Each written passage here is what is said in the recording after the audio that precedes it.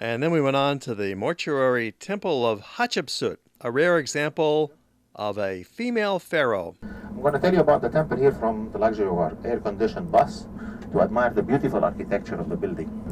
So, 3,500 years ago, Hatshepsut was a queen of Egypt, married to her brother, King Thutmose II.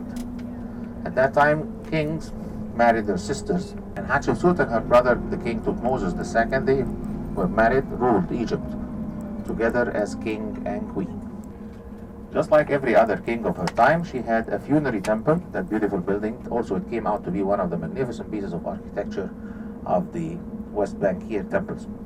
On the second year of the reign of Hatshepsut as king, she ordered her famous architect Senmut, and lover as well, to build her funerary temple here on the West Bank. And he came to build this temple. When Senmut came over here, he did not invent that three-story building. If you look to the left from the temple, you can see the platform, which is the base of another earlier temple. And that earlier temple was for the king Montuhotep II. Montuhotep II was a king of the 11th royal dynasty. 4,000 years ago, that king was the king who moved the capital from Memphis in the north of Egypt to Luxor here in the south. And he had a temple that was exactly like Hatshepsut's.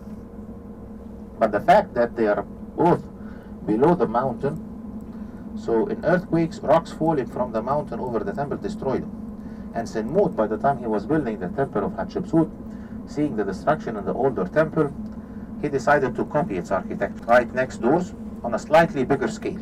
And it came out to be the beautiful temple of Queen Hatshepsut. With that introduction, we get off the bus and enter through security and the ticket office and board this handy little shuttle train that will take us along. We got a happy driver here. Oh, hey, hey, oh, good America. Hey, hey. Well, it's better than walking, or you could walk if you like. It's about a half a mile from the parking area to the temple. But this little shuttle train is very convenient, puts us in good position to head right on into the temple complex, the mortuary temple of Queen Hatshepsut. This is truly one of the greatest buildings of the entire ancient world, often considered the most beautiful building of ancient Egypt. It's very well preserved. There's been some reconstruction, of course, to stabilize it. You have these giant statues representing the queen herself. Hatshepsut was a very controversial figure because she was the only woman in the entire history of ancient Egypt to rule as king. There were a few other women who ruled as queen briefly, but they were not terribly important. Here's the inner sanctuary of the upper level of the terrace. The building is phenomenal. It's covered with paintings and carvings. There's pillars around it. Friendly folks. Here's a bunch of local kids out for an excursion, getting their picture taken, and real happy to see the tourists. I'm happy to meet you guys. And to see themselves on TV. The building almost looks like it was constructed in the 1920s. It has a lot of modern features. At least we would think they're modern, but perhaps our own modern columns and pillars and facades have a much deeper history than we had believed. This building is 3,500 years old. Now on the upper terrace on the left side is now an open air space with columns and statues. It's called the Hathor Chapel. Hathor was the cow goddess. And these are pillars with the face of the goddess Hathor carved on the top. And here's the cow suckling the young Hatshepsut.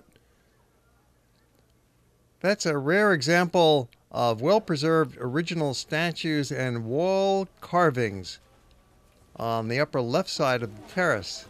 And there's another series of colonnades that have some important paintings of the gods. This is on the right side of the terrace, and this is believed to have been the mortuary chapel of Hatshepsut herself.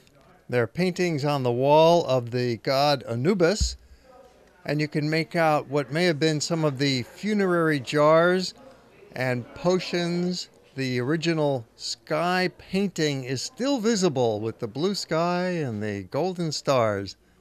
All in all, an amazing experience. And as we depart and looking back on this huge amphitheater cliff, we make our way through the shops. And the merchants are very eager to make their sales as we're heading for the bus. Just to recap the rather complicated dynasty that Hatshepsut was part of, she was the daughter of the pharaoh Thutmose I, and she married the son, Thutmose II, who was her brother. But Thutmose II didn't live very long. He passed away before they could have a son. But it's believed Thutmose II did have a son with another wife. So that son was designated to become the next pharaoh. That was Thutmose III. However, he was only 6 years old when his father died. So Hatshepsut became the acting queen and then took power as the pharaoh, as the actual king, and ruled Egypt for 20 years while her young stepson, Thutmose III, grew and became an important warrior chief and waited for his turn to become pharaoh. Rather complicated.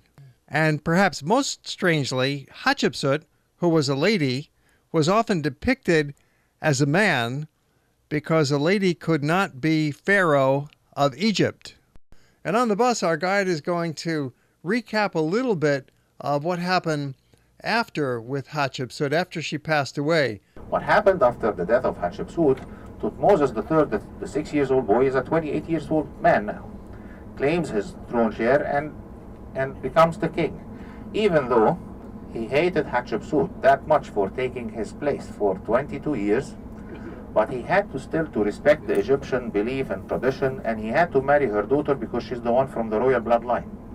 So he married the daughter of Hatshepsut, who became the queen Neferu, and his sister, and so that makes Hatshepsut for him his aunt, stepmother, and mother-in-law at the same time, and father. So that's a big nightmare.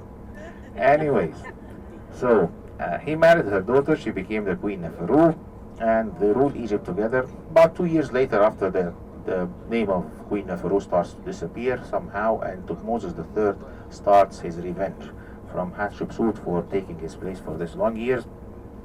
His revenge was to destroy anything that's spoken of her existence ever, as if she never existed. Her statues and monuments all over the country were destroyed, except for two things. One, her obelisks that we've seen one of at Karnak yesterday, and the other broken one. Of course, no king, Karnak, a temple is the home of the god. It's made for, so this is the home of Ammon, and no king will dare to destroy anything in the house of the god. So her obelisk there survived.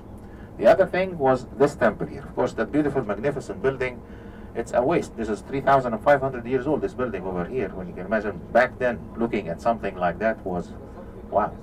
So it's a waste to destroy this building, and instead of destroying it, he assumed that the years of reign of Hatshepsut should have been his own years of reign.